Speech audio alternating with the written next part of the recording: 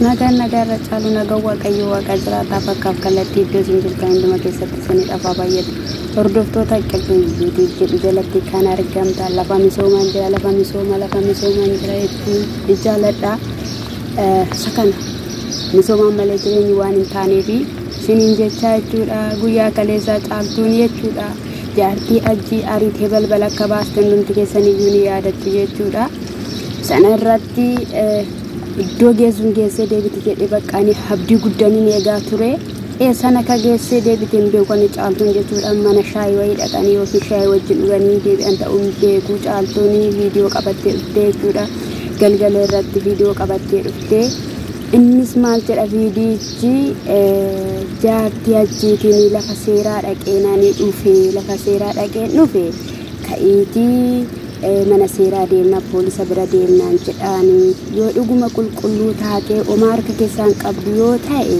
na wajjiniin deemtu yoo harka keessaa qabaatte immoo na wajjiniin hin deemtu kanaafiyyuu yeroo adda baafannuu ni ta'a jettee jechuudha nutti himtee turte nutis tole jennee dhaggeeffachaa turre jechuudha yeroo kana jaartiin ajjii yeroo dhuftu jechuudha maaliif natti yitaa anamma uummata na dhukkubsitee narra fadha jedhee halaa deemaa dhufee ati manaayii iyyanatti kaaftaa boqonnaa dhabeera hani waan mana seera nageessituuf hin qabdu poolisa dhiisiitii immoo abbaa polisaayyuu fidii ani waan socho'u hin qabu yoo aadaa mana poolisaa deemtetta yoo ta'eerayyuu ta'e mooyii akkattidha yeroo nan manatti deebi'ee galee boqonnaan adhoowwitii nan rafachiiftu manuma koo keessatti iddoo itti rafadhuun qabu jedhee nan itti himaa inda'umiyyuu karaa naabanteen jedhaanii jette jechuudha.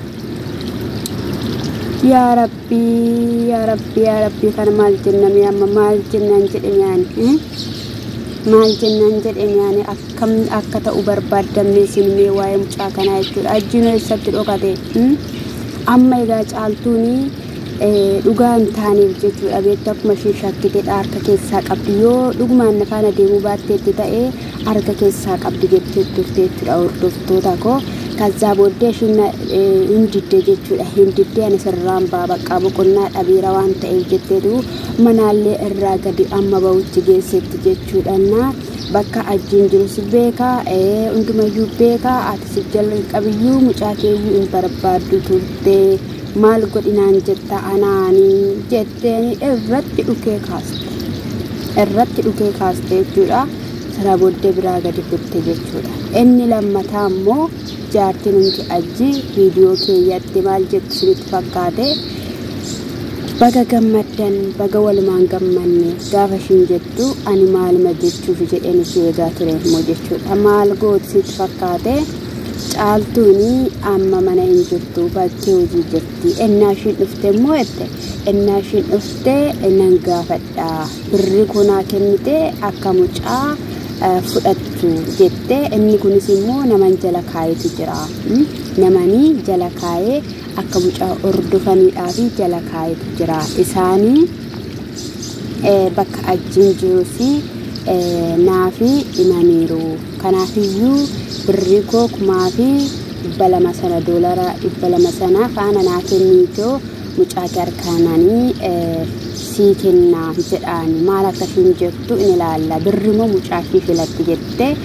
teessee hedde gaafa caaltuu teessee hedduu manni maaliif hin qulqulloofne maaliif akkasii taataa tuma jedhanii waliin haasaanuu ishiin taa'aadhuma waltinatti fakkaate yoo qullaa'u yoo dhiisaa dhiisu jettee itti cittuu abbaa ishiitii teesseetu heddinatti fakkaate caaltuu yeroo ishiinii hojii deemtee dhuftees jechuudha sarratanii amma isaanii ta'uu hin oolles mana keessatti jechuudha osuma kanaan jiru ani amma waan haaraan sii qaba sapiraayisii addaan sii qaba wanta si gammachiisu si ilaalchiisee lafarra waan si foqqossiisuun sii qaba na dhaggeeffadhu jetteen inni kunis maalidha iddoo mucaan kee jirtu lafa mucaan kee jirtu namni jala kaa'e sun tokko lama jedhee natti himeera tokko lama jedhee waan natti himeefiyyuu mucaa keessii kan ima iddoosaa garuu sanaan duratti birri naa kennii jette birri isa kamisii kenna jennaan birri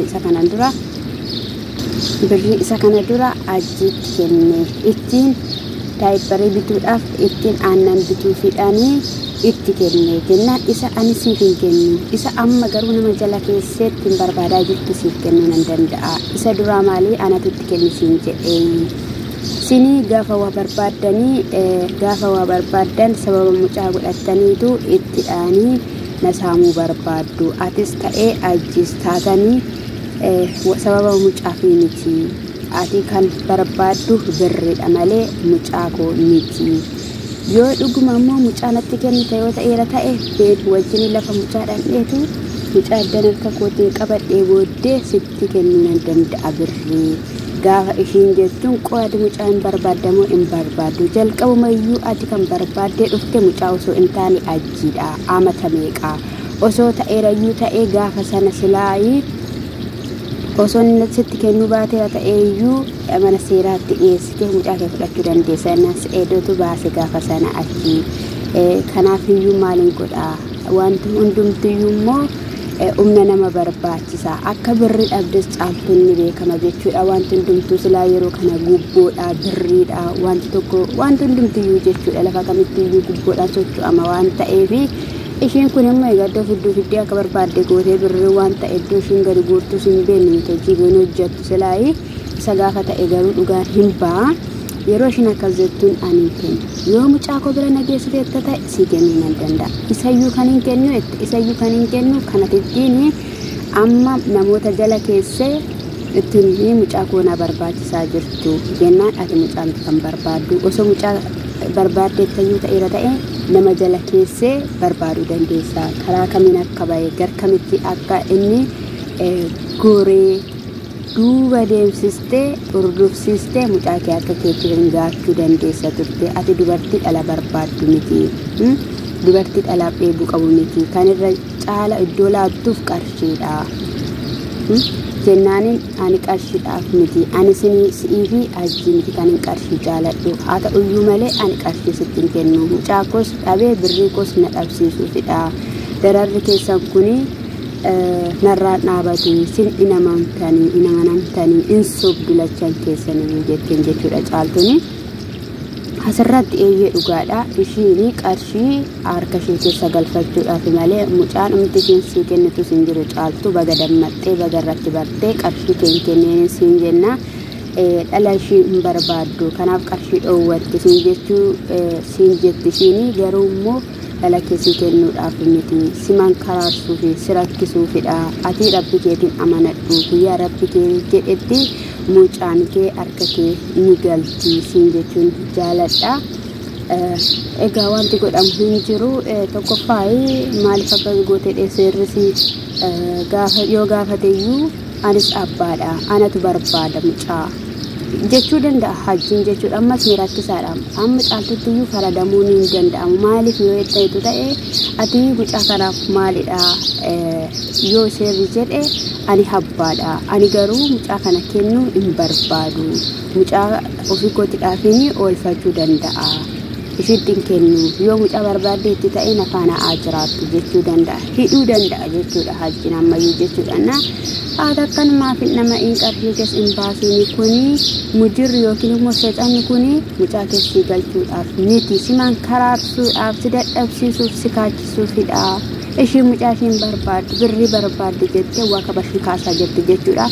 Wanticha namni akka qulqulluu jedheeni ishiin uumaan beektu uumaa tokkoyyuu hin beektu. Akkas ishiin caaltuudhaan jennaan caaltuun diddee jedhee namni akka caaltuu irratti ka'uudha kan isheen barbaadde malee. Garaa kamiiniyyuu ta'e mucaatti kennuudhaafis miti. Ammas immoo ajjiin suudii deemeera. Inni ishiin jala keessa maal jette yeroo darbe viidiyoo irratti suudii deemeera.